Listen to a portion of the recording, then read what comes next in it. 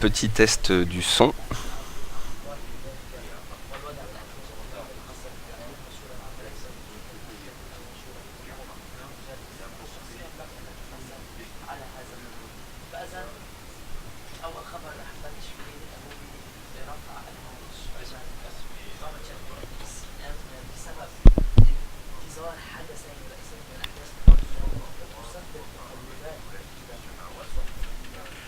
Bonjour à tous et bienvenue dans la salle de trading en live DailyFX. Je suis Nicolas Chéron, analyste pour la société FXCM et le site DailyFX.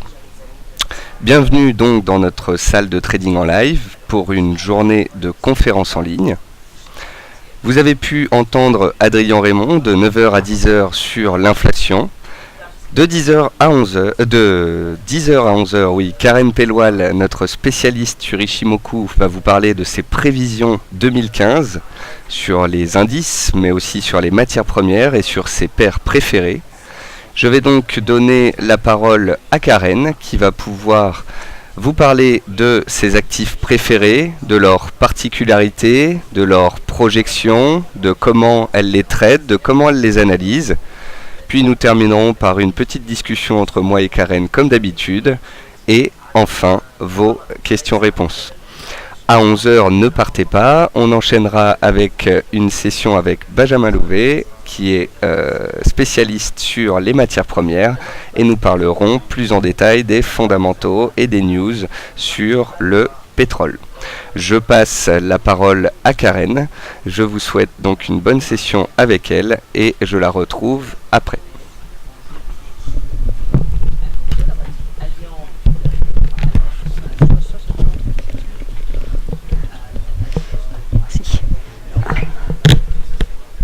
Bonjour à tous, donc je suis contente de vous retrouver pour ces prévisions. Donc je tiens à vous dire tout de suite que c'est un exercice qui est très difficile, parce qu'une année c'est long, il peut se passer beaucoup de choses. Là on a vu déjà qu'en 15 jours il s'est passé beaucoup de choses, ça a bien été secoué un peu partout. Donc c'est toujours très difficile de dire au mois de janvier, voilà, je pense que tel actif ou tel actif au mois de novembre sera à tel niveau, fera telle chose, etc. Donc j'ai préparé un certain nombre de slides pour vous expliquer ce que je voyais. Donc j'ai pris des graphiques long terme parce que c'est de la prévision long terme, on n'est pas en train de parler pour aujourd'hui, pour demain ou pour la semaine prochaine. Donc je vais vous dire ce que je pense sur ces choix d'actifs. D'abord j'ai choisi deux indices, le SP, le DAX. Alors le SP parce que je le trade et que je le surveille, puisque comme chacun sait je suis très souvent aux États-Unis, donc je le regarde par la force des choses. Le DAX parce que c'est une économie que j'aime bien, je suis personnellement très germanophone, donc j'aime le DAX, et parce que c'est quelque chose, c'est une économie que j'aime bien, et on va dire que c'est quelque chose de dynamique par rapport au CAC, je préfère de loin cet actif.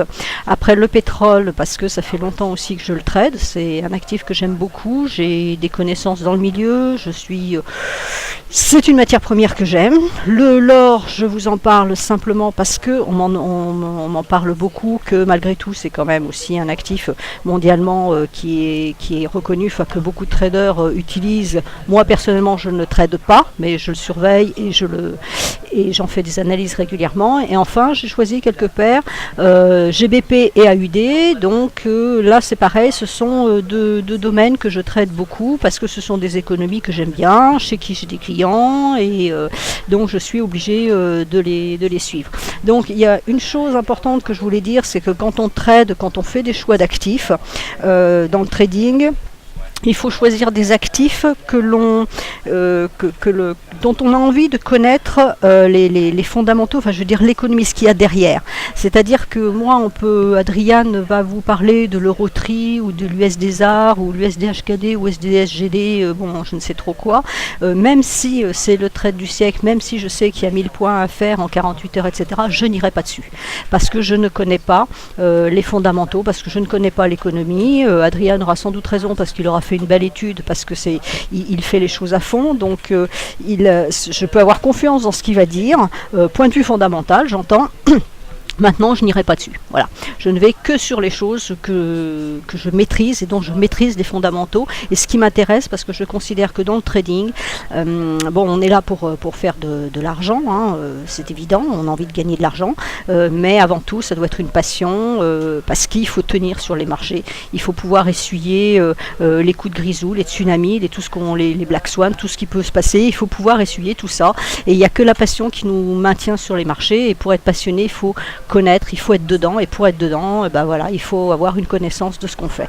Donc ça explique pourquoi je ne vais jamais sur le CAC, j'hésite même à en faire des analyses parce que ça ne me parle pas, voilà pourquoi je ne vais jamais sur l'euro-dollar parce que ça ne m'intéresse pas, toutes les paires en euros ne m'intéressent pas, toutes les paires en yens ne m'intéressent pas parce que c'est le Japon et que le Japon n'est pas un pays qui m'intéresse, bien que je fasse de l'Ishimoku et que ce soit japonais. Je vais travailler avec des japonais justement début février, je vais rencontrer donc 5 traders professionnels japonais début février pour justement confronter mes méthodes de trading avec les leurs, qu'on puisse échanger là-dessus, etc. Donc vraiment pour approfondir tout ce qui est côté Ishimoku. Donc voilà, le Japon m'intéresse dans ce sens-là. Maintenant le yen ne m'intéresse pas, l'économie japonaise ne m'intéresse pas. Donc tout ce qui est yen, tout ce qui est euro, je ne le ferai pas. Donc nous allons commencer ce webinaire. Voilà, alors donc les deux premiers indices dont je vais vous parler, c'est donc l'ESP et le DAX. Alors bon, point de vue Ishimoku, j'ai envie de dire que c'est pas fascinant parce que c'est haussier, hein, voilà, le SP, là vous l'avez en mensuel à l'écran, vous voyez que c'est haussier, mes courbes, mes droites là sont très droites, hein, sont très pentues, donc la puissance est là, le momentum est fort. Vous voyez que le SP, on est bien monté tranquillement, soutenu par la Tenkan, qu'ici il y a eu un petit accrochage, mais que ça n'a pas, un petit bug, c'est pas grave, mais que ça n'a pas changé quoi que ce soit sur la tendance. Là, le mois en cours est un petit peu plus délicat. Vous voyez que déjà le mois dernier, on a eu un doji où on n'est pas venu tout à fait tester la Tenkan, mais on n'en était pas loin. Là, on est en train on a baissé encore à nouveau, mais on a fait un point bas plus haut, donc pour le moment, pas de danger. On est en train de remonter. Bon, le mois de janvier n'est pas terminé, hein, on ne sait pas ce qui peut se passer dans les jours prochains. Ceci étant, pour le moment, tant que ma Tenkan est préservée, je n'ai absolument aucune alerte sur cet indice. Donc effectivement, on va dire que le SP va sous-performer, les Américains sous-performent actuellement l'Europe, mais par ailleurs ils ont surperformé avant, donc quelque part c'est normal que ça ralentisse un peu. Autre chose, je vois, quand je regarde mon graphique, il y a deux choses, c'est que là je vois un mouvement. Quand je parle de mouvement, je ne parle pas d'héliotisme, hein, parce que ce n'est pas ma spécialité, que je ne fais pas les décomptes parce que je n'aime pas ça, je m'y suis intéressée mais ça me branche pas, j'aime les choses simples. Donc en ce qui concerne Elliott, si vous voulez des décomptes héliotistes précis, je vous invite à aller voir le journal de Ludo qui est mon partenaire et qui fait ça extrêmement bien. Donc voilà, donc lui il me dit, il me donne les décomptes, mais moi je ne les fais pas. Ce que je repère, ce sont des mouvements. Donc là j'ai un mouvement, deux mouvements, et là on est en train de faire un troisième mouvement. Donc comme on sait que tout marche par 5, eh ben, il y aura un quatrième mouvement baissier et un cinquième mouvement haussier. Donc la question qui se pose actuellement avec l'extension de Fibonacci ici, c'est est-ce qu'on est en train de faire un top puisqu'on est sur les 1,414 et on s'apprête à faire ce mouvement baissier qui serait donc un quatrième mouvement dans ce mouvement impulsif de 5, et on irait chercher la Kijun. Alors attention, la Kijun va remonter puisqu'elle est en train de prendre en compte ce mouvement haussier, donc elle pourrait remonter sur ce niveau-là. Donc je serais assez partante pour dire que si la bougie mensuelle actuelle est confirmée, c'est-à-dire si on casse la Tenkan, à ce moment-là on ira chercher la Kijun et on pourrait aller sur le niveau des 1584-85 hein, dans un premier temps. Donc c'est un niveau Fibo, ça sera peut-être un niveau de Kijun le mois prochain ou dans les 2 mois prochains, puisque en principe ça ne devrait pas se produire trop brutalement, ça devrait être l'affaire quand même de quelques mois.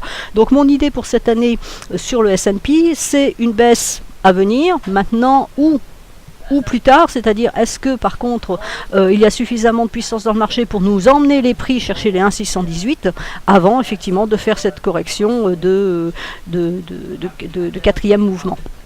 Je ne sais pas. Là, actuellement, je ne sais pas. Il faut attendre la validation de ces 3 bougies. Si le mois prochain démarre négatif, à ce moment-là, on peut logiquement comprendre que la baisse est entamée. À ce moment-là, il faudra vendre pour aller chercher ce niveau-là. Dans l'immédiat, il n'y a rien à faire. Alors ensuite, En hebdomadaire, voilà ce que ça donne. Donc nous retrouvons le premier mouvement, le deuxième mouvement que j'ai identifié. Vous voyez que ici en hebdomadaire, c'est la Kijun qui a bien fait le support tout du long. On a eu une incursion à ce niveau-là. On est allé chercher le nuage et on est reparti. On a redonné un signal d'achat derrière. Et pour le moment, nous sommes donc toujours acheteurs. Là, actuellement, on est en train de travailler la Tenkan en hebdomadaire. Donc effectivement, et on voit qu'il y a une sorte de top à vérifier, à confirmer. La confirmation, elle viendra. Si là, on continue à baisser, puisqu'on est actuellement sur la Tenkan, si on continue à baisser et qu'on va chercher la Kijun, il faudra vérifier effectivement que la Kijun tient. Tant que la Kijun tient, on est haussier. Vous voyez qu'ici, ça a tenu, ici, ça a tenu, ici, ça a tenu. Partout, ça tient. Donc, tant que la Kijun tient, on reste haussier. Si la Kijun venait à casser comme ici, donc là, vous voyez qu'on a un mouvement en 3 temps, cassure. Derrière, on est descendu profondément, invalidation de la cassure. Donc on n'est pas à l'abri de la même chose. On a toujours un nuage qui est en support, c'est le dernier support. Maintenant, vous voyez qu'ici on commence à avoir une certaine faiblesse qui se trouve début avril, on va dire. Et on commence à avoir une certaine faiblesse de nuage. Donc on n'est pas à l'abri d'un yo-yo ici et que ça casse à ce moment-là. Et là, effectivement, cette cassure-là, pour moi, me validera qu'on va faire le 4e mouvement avant de retourner chercher. Donc cette zone plus haut, là, on ira la chercher que sur le mouvement suivant. Donc voilà pour le S&P. Je n'ai pas grand chose d'autre à dire. C'est pour le moment, ça reste haussier, bien que voilà, on a eu 3 bougies rouges, donc on a une bleue en cours. À voir comment cette semaine se termine, si elle se termine au-dessus de la Tenkan et qu'on reprend. Vous voyez qu'ici, c'est ce qui s'est passé.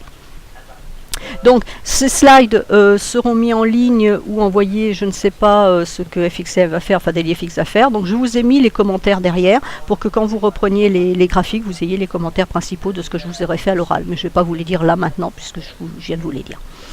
Donc le DAX, alors le DAX, nous avons exactement le même style de mouvement. Donc là, nous sommes en mensuel, nous avons un mouvement correctif, une nouvelle impulsion, un nouveau mouvement correctif, et là, on est en train de repartir pour une impulsion. Donc, à savoir, est-ce que, même chose, là, nous sommes en train de traiter cette zone-là. Vous voyez que ça correspond à 2 extensions de Fibonacci, c'est un cluster.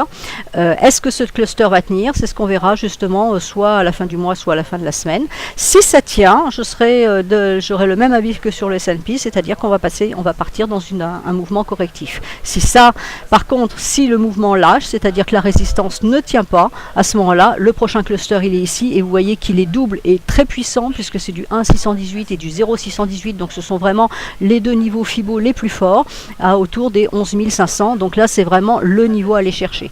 Donc toujours la même interrogation, est-ce qu'on y va maintenant, là, dans les mois qui viennent, ou est-ce qu'on fait une correction avant d'aller les chercher? Eh bien, je ne peux pas vous le dire. Je sais que moi, mon objectif sur le DAX, ce sera pour l'année, ça sera 11 500, voire plus, évidemment. Mais le premier objectif à aller chercher, ça sera 11 500. En hebdomadaire, donc, on retrouve le mouvement, un grand mouvement, un deuxième mouvement. Alors là, pour moi, on est en train donc de faire un 3e mouvement qui se décompose, voilà, en 1, 2, 3, 4 pour le moment. Attention, je répète, ce n'est pas de l'Elliott. Moi, je regarde les mouvements uniquement par rapport à la Kijun, c'est-à-dire qu'il me faut une cassure de Kijun pour invalider un mouvement. Donc ici, j'ai une hausse, on a cassé une Kijun, on est haussier, on recasse une Kijun, on passe baissier, je recasse la Kijun et le nuage, donc je repasse au-dessus du nuage, donc je redeviens haussier. Ici, je casse la Kijun, donc je redeviens baissière. On s'arrête sur le bas puisque c'est une correction intermédiaire dans un grand mouvement. Ensuite, on a eu ce mouvement haussier, donc soutenu par la Kijun. À chaque fois qu'on a eu des incursions en dessous, on est repassé au-dessus. Rebelote, on casse la Kijun, on casse le nuage, donc c'est un mouvement baissier, donc un 4e mouvement qui a été invalidé par la cassure à nouveau ici. Actuellement, on est en train de monter, donc on est bien dans un 5e mouvement. Un 5e mouvement qui s'inscrit dans un mouvement plus grand ici, un 3e mouvement. Donc, qui dit 3e mouvement, ça veut bien dire, comme je vous l'ai dit sur le SP tout à l'heure, 1, 2, 3. Alors le 3, je ne sais pas s'il est là ou s'il est là. 3 et on aura 4 avant de faire du 5. Donc, toujours la même idée. Est-ce que là, on est en train de faire un top dans cette zone-là? Donc, ça voudrait dire qu'on finirait ce 3e mouvement. On va faire un 4e mouvement, donc profond. Et après, on remonte chercher le 5e mouvement. Alors, évidemment, vous en doutez, pour ceux qui connaissent un petit peu Elliott, puisque ça revient quand même au même principe. Le principe des vagues, c'est quand même Elliott, même si là, ce ne sont pas des décomptes elliotistes. Après un 5e mouvement, c'est une forte baisse derrière. Donc, voilà. Donc, l'idée pour moi, c'est ça. 2015, on ira chercher ce niveau-là. Et après, ça sera de la baisse. Et ça sera de la baisse forte, puisqu'on a quand même un marché très puissant à corriger. Donc toujours en attente là de savoir est-ce que ce mouvement est terminé ou est-ce qu'il y a encore de la puissance pour aller chercher là-haut. Il y a Draghi cet après-midi, est-ce qu'il va nous donner un dernier coup de pouce sur ce niveau-là pour baisser? Est-ce que les marchés ont anticipé la BCE et auquel cas c'est l'anticipation, donc une fois que la BCE va annoncer que ce sera dans les clous, etc., on va vendre sur le principe d'acheter la rumeur et vendre la nouvelle, et auquel cas on va amorcer cette correction que j'attends. On verra ça cet après-midi. Donc toujours pareil, les commentaires. Donc maintenant je passe sur deux matières premières. Je ne parle pas du CAC parce que c'est un indice que je n'aime pas et parce que je ne le comprends pas, parce qu'il ne me parle pas, donc je l'oublie. Je pourrais vous donner des niveaux, mais je préfère parler ce que je maîtrise et ce que je connais plutôt que de parler des choses que je n'aime pas. Alors le pétrole a fortement chuté. Donc là, je vous ai mis des graphiques beaucoup plus long terme.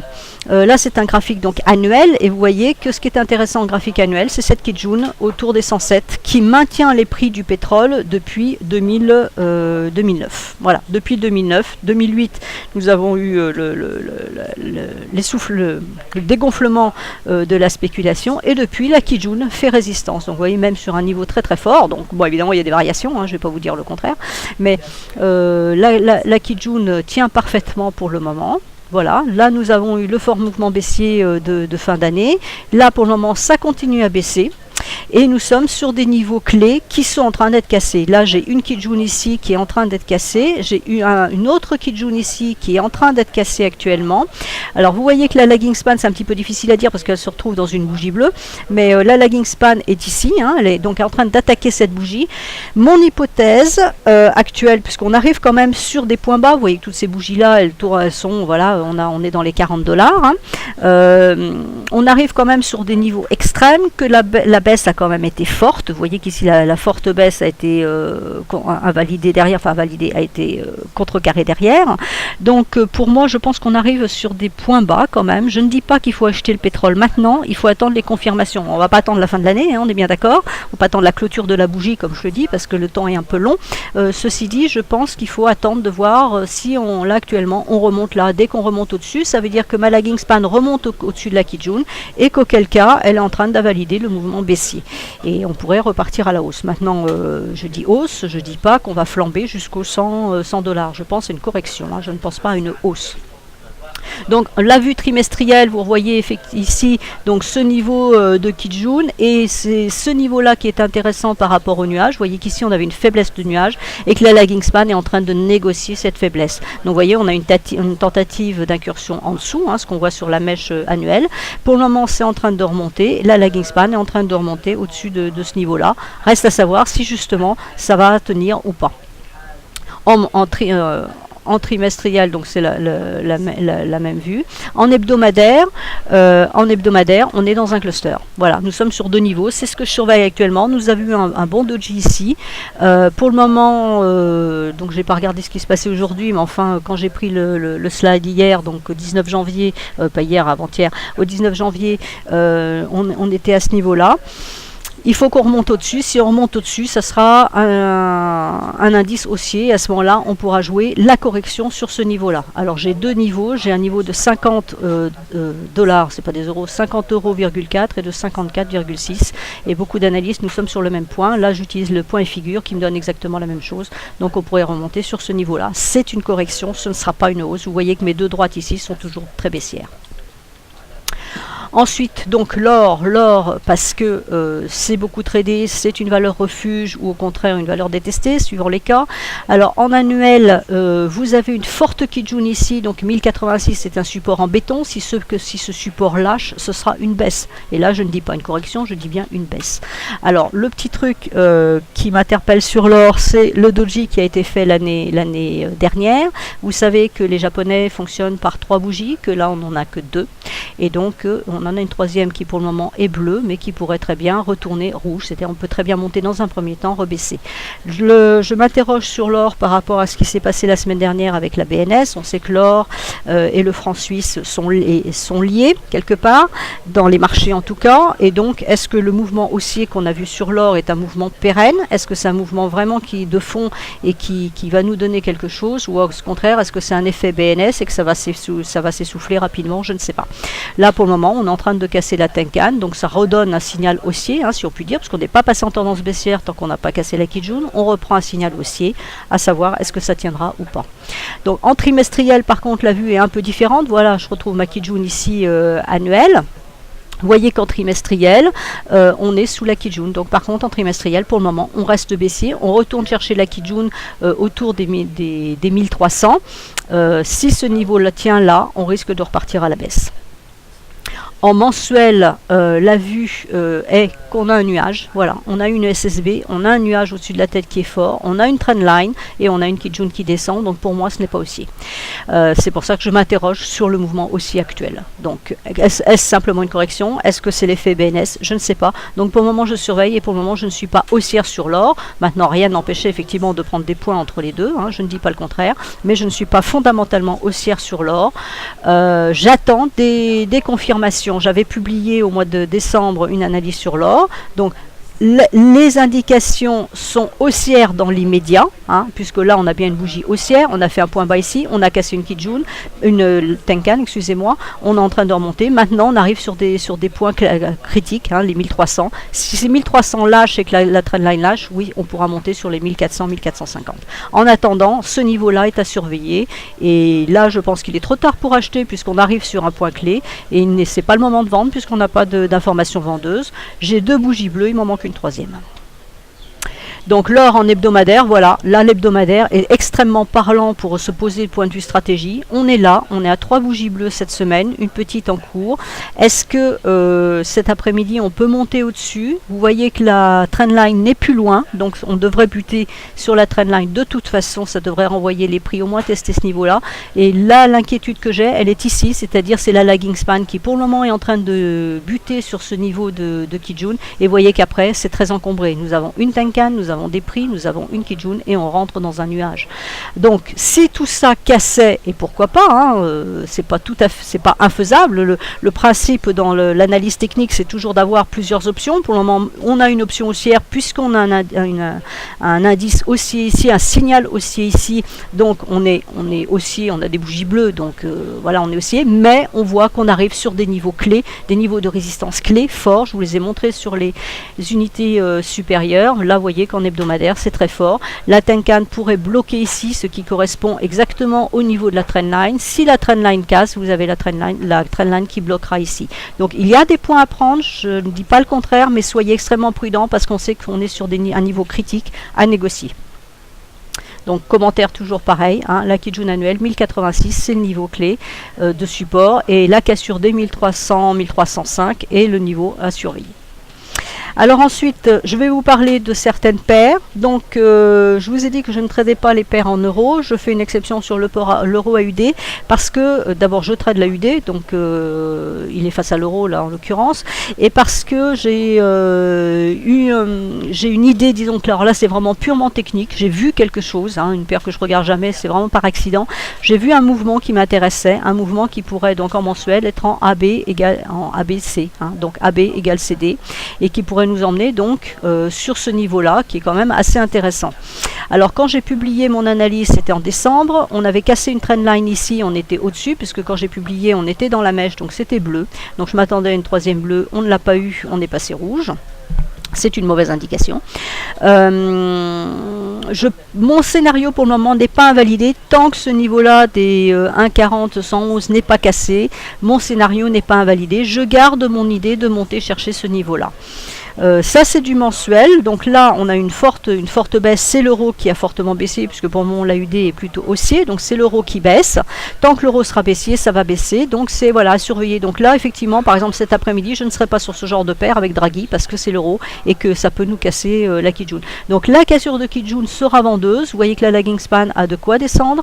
Par contre, si la Kijun résiste, supporte bien les prix, à ce moment-là ce sera un achat et on ira effectivement chercher ce niveau-là. Donc ça c'est un premier scénario tout simple, hein, en AB égale CD. Là, nous avons donc ce point D qui pourrait descendre à ce niveau-là. Donc là, c'est un scénario un petit peu différent. C'est un scénario en harmonique pattern, hein, avec X, A, B, C et D ici. Donc nous avons des ratios qui correspondent au bas de mon nuage.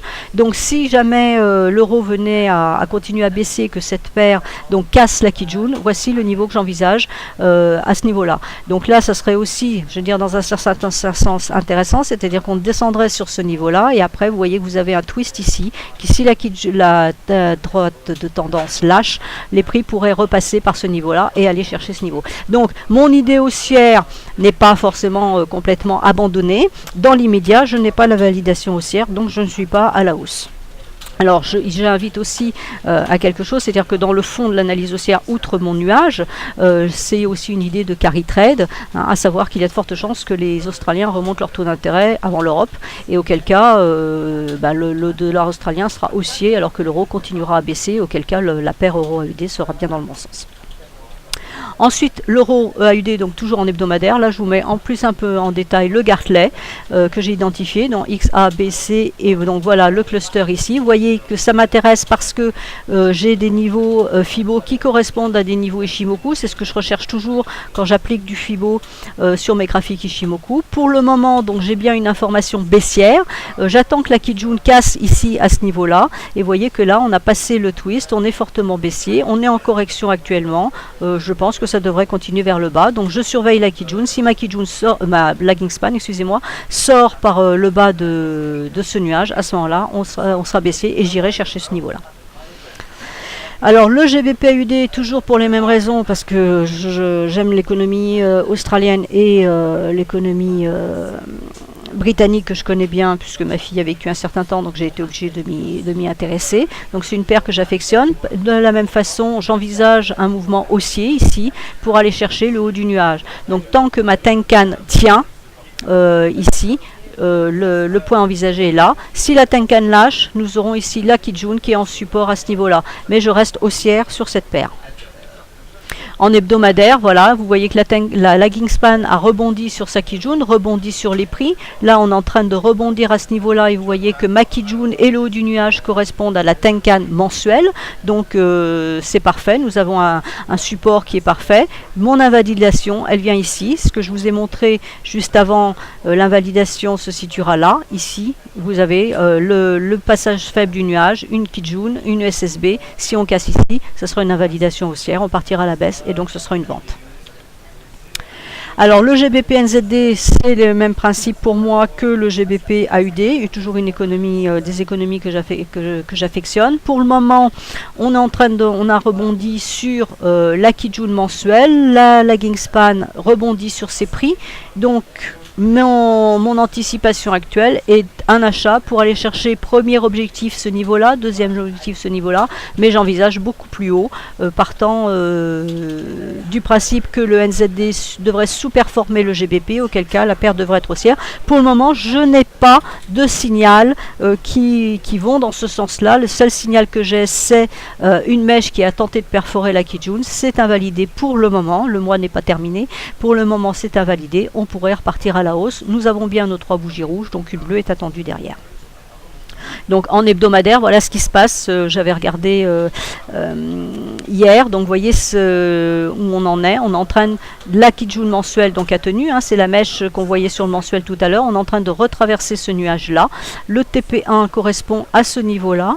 Et vous voyez que là, ce qu'il faut surveiller pour passer à l'achat, ce que je ne fais pas pour le moment, c'est la lagging span. Il faut que ma lagging span casse sa Kijun et au mieux même mieux, sortent des prix. À partir du moment où elle sera sortie, ce sera un achat pour aller chercher le TP1 qui correspond à la Kijun, le haut du nuage qui correspond à un cluster pareil de niveau. Si le TP1 lâche, ce sera le TP2, puis et ensuite vous avez vu sur le mensuel qu'on pourra aller beaucoup plus haut. Donc à chaque fois j'attends les validations. Je rentre tard mais j'attends les validations parce que ça aide. Là même chose, 2 bougies bleues, on devrait en avoir une troisième. Alors le GBP USD, donc ça c'est une paire que je trade plutôt sur les sorties de statistiques britanniques parce qu'elle répond extrêmement bien. Je la joue moins en swing, on va dire. Là, ce que je voulais vous montrer, c'était ce niveau ici, qui est extrêmement fort. Hein, c'est un niveau annuel. Vous voyez que les prix ont tenté de passer ce niveau-là et n'y arrivent pas. Nous sommes donc baissiers en annuel, puisque nous sommes sous nuage, sous Kijun, sous SSB. Donc pour le moment, c'est baissier, il n'y a rien à dire. Ce niveau est le niveau clé à aller chercher. En trimestriel, donc vous voyez le niveau clé toujours là-haut, on est en train de descendre, on est sur 2 bougies rouges, donc il en manque une troisième, on a une trendline haussière à aller chercher.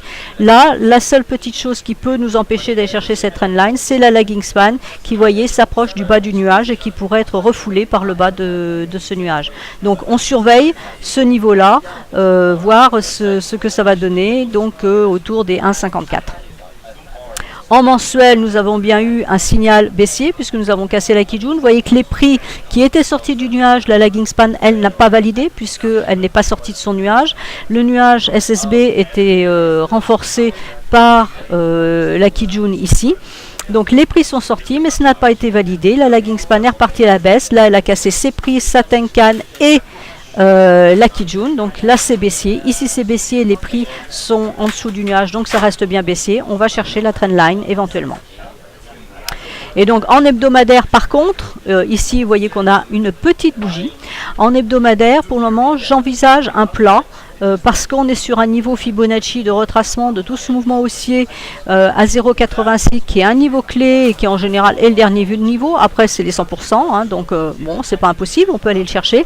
Mais là ce que je constate c'est que pour le moment on est en train de faire une sorte de consolidation. Alors on en a eu une ici, la baisse a repris, on en a eu une ici, la baisse a repris, donc rien n'est impossible. Nous pouvons très bien voir ça pendant quelques semaines et que la baisse reprenne. Ce n'est pas impossible. Ceci dit, moi je m'attends plutôt à une correction dans les médias, sachant que là on a fait un point bas plus bas que le précédent mais plus haut que celui de la bougie d'avant, donc je serai assez partante pour avoir une correction peut-être dans les semaines qui viennent. Enfin, l'euro-dollar annuel, donc je ne trade pas cette paire, je ne l'aime pas du tout, donc c'est plutôt Nicolas qui s'en occupe. Je voulais simplement vous montrer des niveaux clés, hein, le niveau annuel, voilà, c'est un niveau qui me plaisait bien. Alors ça a été pris au 30 décembre. D'accord, donc voilà, au 30 décembre, la bougie, donc en fin d'année 2014, la bougie s'est arrêtée pile poil sur la Kijun. Bon, maintenant vous connaissez le taux de l'euro-dollar. Ce niveau a été cassé, ce qui veut dire que la lagging span est passée sous ses prix. Donc ça ne sent pas très bon pour l'euro-dollar, nous sommes bien d'accord. Le niveau clé va être ici, hein, autour des 1,10, quelque chose comme ça, 1,08, même plus bas. La Kijun à ce niveau-là, c'est le niveau clé qu'il ne faut pas enfoncer, parce que c'est le nuage et vous remarquerez qu'il est extrêmement faible, alors extrêmement faible jusqu'en 2019, hein, donc jusqu'en 2019 l'euro-dollar est en danger, après tout pourquoi pas. On a un passage très faible ici, donc là le niveau est enfoncé, l'euro-dollar est en danger clairement. Si à la fin de l'année, donc 2015, il ne clôture pas au-dessus, il sera vraiment en danger de forte baisse. Donc en trimestriel, nous retrouvons ici le niveau de la Kijun. Vous voyez que la lagging span a cassé sa Kijun, donc elle valide pour le moment la baisse. Le niveau à aller chercher, le premier niveau à aller chercher est ici, au-dessus des 1,10, 1,12, 1,13. Et il devrait donc permettre au prix de descendre et de casser, de sortir de leur nuage. Donc le niveau à aller chercher est celui-là, et la même chose. Si ce niveau lâche, ça sera très mauvais. On ira chercher la droite de tendance qui est en dessous. Alors le niveau mensuel, j'ai rajouté une fourchette d'Andrews parce que j'ai trouvé que c'était assez intéressant et assez pertinent. Donc vous voyez, même avec l'Ishimoku, il est quelquefois intéressant de rajouter d'autres outils, pas pour confirmer, mais parce que ça donne aussi une vue supplémentaire. Vous voyez qu'en mensuel, on est en train de s'arrêter sur la médiane. Donc vous avez les TP1, TP2 qui correspondent à une extension de Fibonacci ici. Là, on a tapé les 0,886, donc comme sur le GBP USD tout à l'heure, c'est un niveau clé. Maintenant, effectivement, on peut encore descendre. Donc c'est pour ça que la fourchette d'Andrews ici est pertinente, parce que c'est à la fois les 0,886, c'est la médiane. Par contre, vous voyez que point de vue Ishimoku, pour moi, c'est un no man's land. Moi, Ishimoku, il me dit que on devrait descendre sur les 1,10 pour le moment, voire les 1,03, ce qu'on retrouve sur les graphiques d'un niveau un peu plus élevé.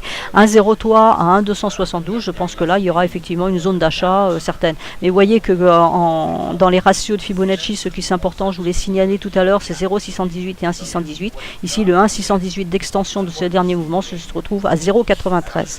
Alors, en point et figure, que je n'ai pas là-dessus, mais en point et figure, nous avons un objectif à 0,88. Donc, quand je vous dis qu'il y a de la marge à la baisse, vous voyez que c'est effectivement le cas. Donc, pareil, les commentaires. Donc, en conclusion, ces analyses, donc, je les ai faites hier et donc avec certains graphiques que j'avais pris en fin d'année sciemment. Ce sont des stratégies possibles qu'il va falloir adapter au cours de l'année. Il y a des événements qui peuvent se passer, qui peuvent chambouler un petit peu les choses.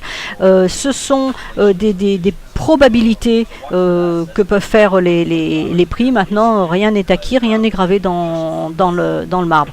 Par contre, ce que je tiens à signaler, c'est que dans l'Ishimoku, il faut attendre les validations. Si vous attendez les validations, vous n'aurez pas de problème. Donc là, vous voyez, je vous ai présenté des choses. Actuellement, je ne suis absolument sur aucune paire en swing. Août, parce que je n'ai pas vraiment repris le travail. Je ne rouvre mes comptes clients qu'au mois de février. Personnellement non plus, mon compte n'est pas ouvert. Je ne recommence qu'en février. Mais de toute façon, je ne regrette rien, parce qu'actuellement, en swing, il n'y a rien à faire. Toutes les paires ou même les indices, etc., se trouvent sur des niveaux clés. Ils sont en train de chercher une nouvelle tendance. Je préfère attendre d'avoir des validations, d'avoir des vrais signaux, d'avoir une vraie tendance qui se dessine pour entrer de façon plus confortable dans le marché. Pas de stress, ça se déroule toute seule. On prend des points, tout petit levier, voire zéro levier, et il n'y a absolument aucun souci. Et donc par déontologie, je rappelle que ces analyses n'engagent que moi, ce ne sont absolument pas des conseils d'investissement, ce sont simplement mon avis sur ce qui pourrait éventuellement se produire. Et donc vous avez les moyens de voir mes actualisations au quotidien sur le site d'DailyFX. Je reste partenaire de FXECM, donc je continue à publier mes analyses sur DailyFX, je continuerai à faire des webinaires et des formations pour DailyFX, et vous pouvez me trouver tous les jours sur Twitter où j'analyse effectivement les différentes valeurs que les gens peuvent me demander ou mettre actualisées effectivement d'après ce que je vous ai dit aujourd'hui. Donc voilà, donc on va continuer avec Nicolas. Je vais peut-être répondre à quelques questions. On va d'abord discuter tous les deux. D'accord, ok, ça marche.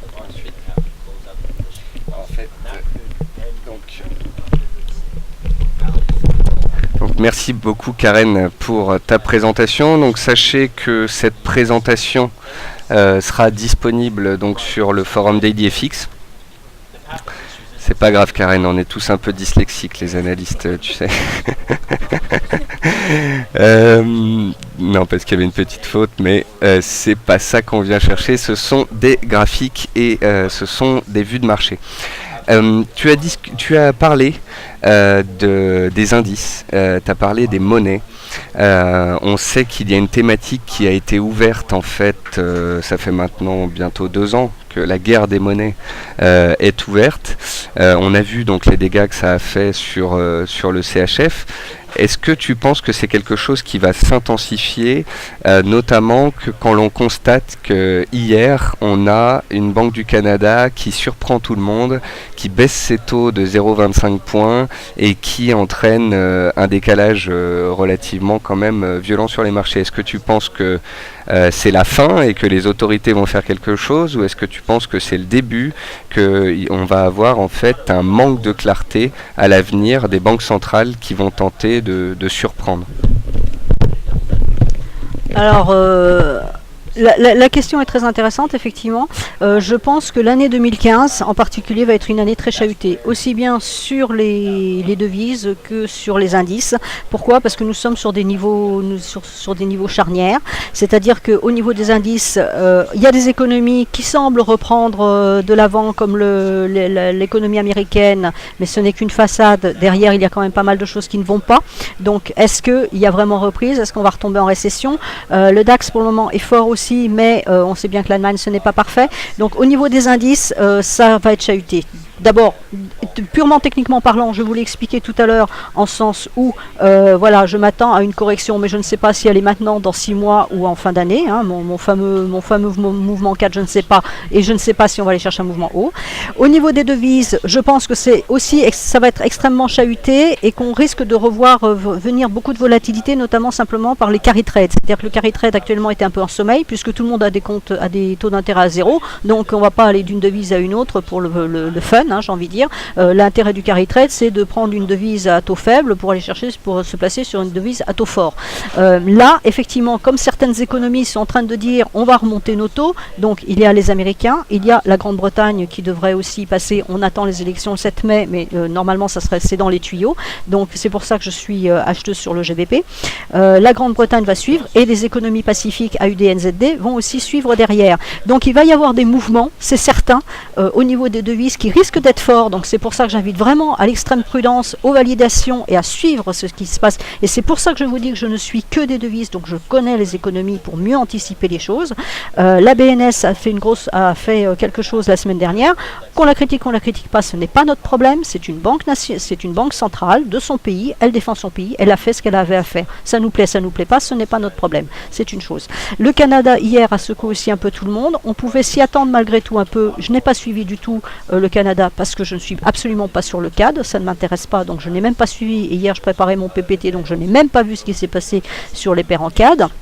J'ai simplement vu, effectivement, hier soir, ce décalage qui a été plus fort que prévu, mais c'était un petit peu dans les tuyaux. C'est pour ça que quelque part, quand on s'intéresse à l'économie, ça permet d'anticiper ces mouvements. Je ne dis pas qu'on connaît le timing, je ne peux pas dire je savais que la BNS tel jour allait faire telle chose, non, ça on ne peut pas le dire, mais actuellement les banques centrales vont agir. Elles vont agir de plus en plus parce que les économies commencent à se battre. Il y a les économies qui montent, il y a les économies qui baissent. Il y a le pétrole qui joue là-dedans, qui est énorme, qui a un poids énorme, contrairement à ce qu'on pourrait penser. Ça joue beaucoup plus que beaucoup de choses. Les taux d'intérêt vont évoluer, les banques centrales vont intervenir. Donc surtout, ne vous mettez pas sur les paires à des moments clés où vous savez que les banques centrales vont intervenir. Il ne faut pas se mettre en face des banques centrales. Nous ne sommes pas George Soros. Voilà. Merci Karen pour ce commentaire, cette analyse. Alors peut-être pour compléter, finaliser ce que tu as dit sur les indices. Voilà notre indice national favori.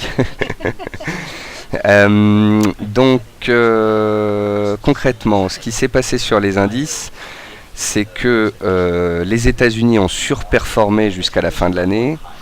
Depuis maintenant 3 semaines, un mois, je dirais, on note une sous-performance des indices américains, notamment du SP500. On constate en fait que le CAC vient de prendre 10% en ligne droite, alors que le SP500 peine difficilement à rester dans un range. Je sais que ces dernières séances, tu avais parlé de l'importance des 2030 points, je t'avais rejoint là-dessus, sur le fait qu'il faudra acquérir ce seuil pour pouvoir relancer, et aujourd'hui, étant donné qu'on a la BCE, il peut se passer un peu de tout. Concernant ce 440, en fait, moi, mon état des lieux, c'était de dire en décembre, on achète et on joue le rallye de Noël, ce qui avait plutôt bien fonctionné. On était sorti avant les fêtes de Noël et de Nouvel An. On est repassé à l'achat dans la zone des 4100-150. Pourquoi est-ce que je suis repassé à l'achat ? Tout simplement parce que dans le plan short qui peut 2014, on vend en haut, on achète en bas. Donc à 4000, je ne vends pas. J'attends 4005, 4006 ou 4007. Comme cela a toujours été expliqué, puisque le 440, rappelons-le quand même, est dans un canal haussier de long terme. Tu vois, j'ai ma borne basse qui traîne ici.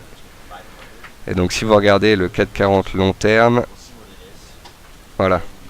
En fait, le constat était de dire en décembre on a baissé. Si vous ne voyez rien sur le graphique, c'est normal. C'est de l'Ishimoku. Donc c'était de dire on est dans une période de consolidation, on devrait en sortir par le haut en début d'année avec les spéculations sur le QE, et là on pourrait de nouveau se réintéresser à voir comment le marché réagit dans la zone des 4550-4600.